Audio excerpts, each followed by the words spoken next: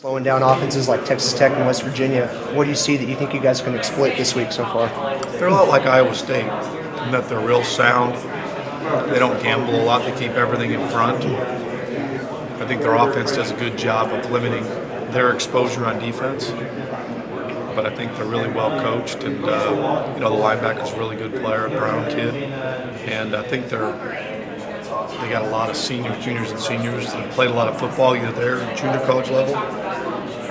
So they don't have a lot of holes. They got a lot of good football players. So I don't know what we'll be able to expose other than we've got to play good football and we don't have to turn it over.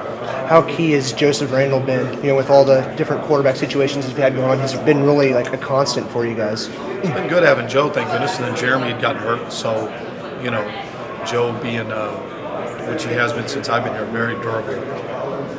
A guy that's stayed away from being hurt a bunch and doesn't really complain, just kind of works and goes out there and plays. Thanks, Coach. Jeremy back to where you wanted him by 100. I mean, he looked better last week in practice for the first time. He made it all the way through practice. A few times he touched the ball. Where I thought he was at least a telling sign was we threw a ball out in the flat and he kind of made a defender miss and kind of ran for another 8 yards, which kind of at least he could make a cut. So I hope he'll be better this week, and whether he'll ever get back this year with a high ankle sprain to full strength, I don't know. But he was a lot better. Last week you had mentioned that just with the quarterbacks going back and forth, you may not have had a chance to get them as comfortable as where you wanted to open up the playbook, that kind of deal. How much more do you get there with an extra week? The playbook was open. I just don't know if he, was ready to do all of it, but it was there. I mean, from the moment he got here to even now, it's not like we've held anything back. I mean, we've run everything that we've got possible.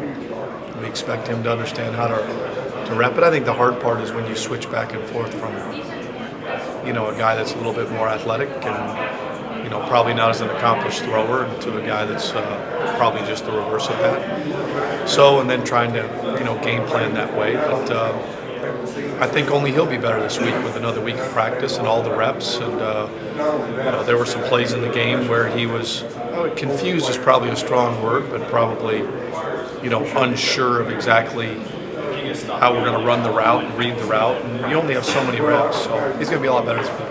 When you look at the end of the game from last year, Iowa State beating you guys when you're number 2, you're in a similar situation. You're going to a chance to beat a number 2. Is that exciting? Obviously, a little bit more exciting for you guys. I think probably the biggest thing is just, with each week, you try to tell your team, to fight through the highs and the lows of a year. You can play certain games and you feel like you're a pretty darn good team, and then you can play another game and feel like, well, maybe we're not very good. And I just think we're happy to play good football. I think collectively as a team,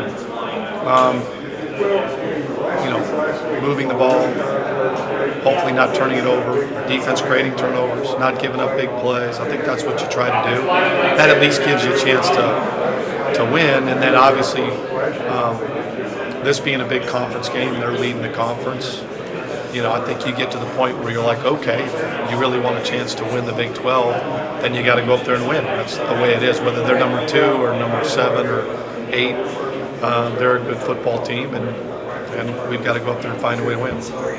Were you trying to give Blake Jackson the ball more in the second half? No, not really. It just worked out. Sometimes the play calls come that way. I try to think about how we ended up calling it. It wasn't a conscientious decision to get involved. Just worked out some of the things that we had designed happened to flow, and when I called it, some of those things we could have called earlier in the game. It just either I forgot about it or I didn't like them as much as the ones that we threw that weren't worth a darn. I don't know. But it just worked out sometimes when he got the ball. Trying to think of all the different ways we got 3 or 4 catches, maybe, but they were bigger plays, So it just kind of worked out, Do you feel like when it's more so weeks he's been underused at all? He had a couple That's the whole point, isn't it? I mean, that's a little underused. Oh, I don't know. Yeah, I mean, I don't underused. I guess when you have that many yards and you look that explosive, I guess that's a good way of putting it. I mean, I think he's a good football player. You know, we're trying to make sure that we can utilize him the best way we can. He's only been with us a short time, so we're trying to, you know, like every player you have, some guys have different strengths and weaknesses, you know. So obviously, the more we can get him involved, he's a big target, pretty good run after catch guy. Obviously, the more explosive we're going to be. So it's a valid point, trying to get him involved.